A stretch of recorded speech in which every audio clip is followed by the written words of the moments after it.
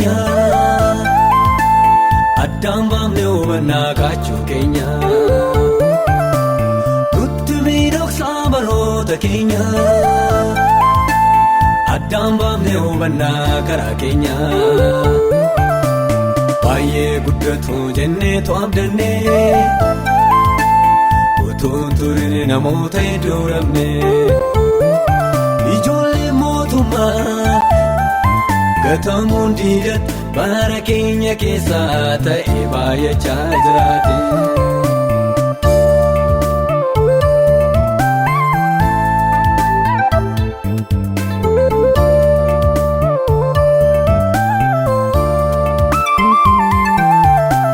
Gaafiin lubbuun deebinee namni garaaf bulaa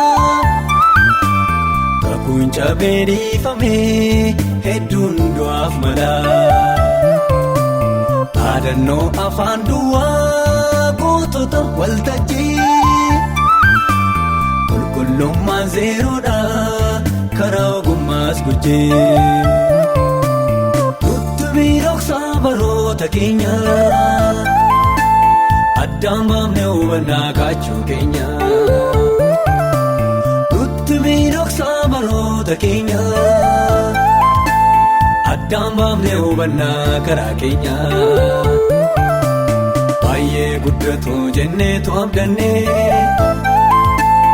utuun turine namoota hedduu dhabne ijoollee mootummaa gatamuun diidan bara keenya keessaa ta'ee baay'achaa jiraate.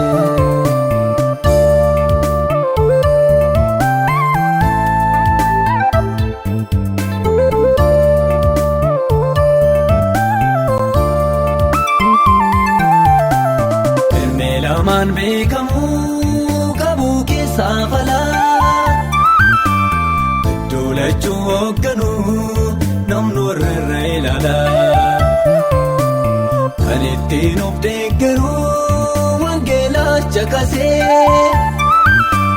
namni maa of gowwoomsaa sodaa gooftaan isee itti qaroomiina hin seenaa. Uumamuu deeduuni salphinaa dandeettiidha hin jechisiisu namni akka gochuun yoo dursu waaqayyoof abboomamii keessa argannoon furmaata tuuffadhu cubbuu didee fiixaan baafataa taata. Qaroomiina hin seenaa abboomamuu deeduuni salphinaa dandeettiidha hin jechisiisu namni akka gochuun yoo dursu waaqayyoof abboomamii keessa argannoon furmaata